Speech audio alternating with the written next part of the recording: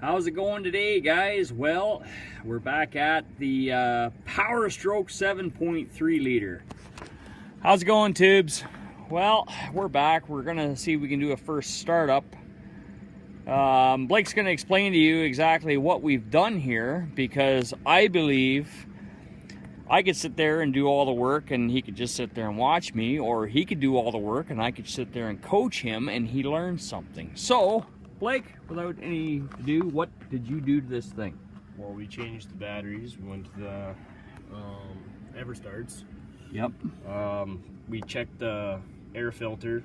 It wasn't starting, so we checked that. We took the air filter off, and there was a mouse nest in there. So we cleaned all that out, replaced the air filter. Yep. We've changed the fuel filter and oil filter. Yep. Checked all the fuel pressures and all that. And what other inspections have we done? Blow by. Yep, and I'm gonna, once we get this thing, now we haven't started up yet, hopefully it will start. This guy that owned this thing said that he had it at a dealership and it needed the fuel injection module, which controls the injection, I guess, in this thing. And so I did some research and checked a few things, and there's a few little things that we checked, but I also got reading too that if these 7.3s don't have good batteries in them, they will not start. So let's start simple. And I don't know for the life of me why this guy didn't check his batteries, because when we took the old batteries out, they were so badly out of shape, because to me it looked like they froze, which is quite possible, which they probably did.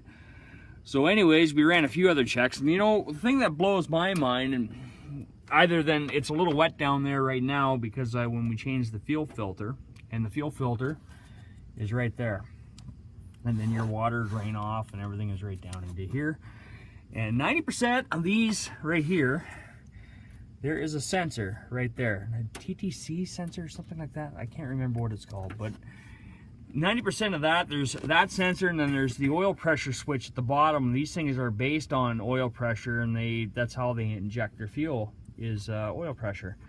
So everything seemed to be good that way, so let's start with the basics and let's see what happens, Blake. Well, let's try the batteries first. And like a Ford mechanic said to me, Dave Penner, he says he guarantees that this thing should fire right off. And if it doesn't, then we got to go elsewhere. I'll have to get a scan tool and see what happens. See at the glow plug cycle. That right there, where I'm pointing, that's for the glow plugs right there. That's the solenoid for them. The glow plug cycling, buddy. Okay. When they go out, try it. Oh, there we go. Oh yeah. Oh, there we go. Another test I like to do too, especially when I'm going out to buy a diesel. And one thing you guys might want to try this if you're going out to buy a diesel. Here's the oil filler cap. Spin it off after the engine's warm. Take it off. Now you can look for smoke, but that's okay. You take the cap and just set it on there like that. Just set it on there like that. If it pops it off, that engine's definitely on its way out. Down there, not bad. Awesome.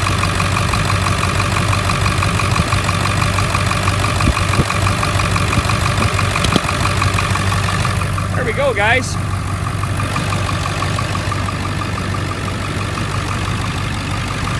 Sounds pretty good. A little bit, not too much. Under 2,000. Sounds good. Smoke?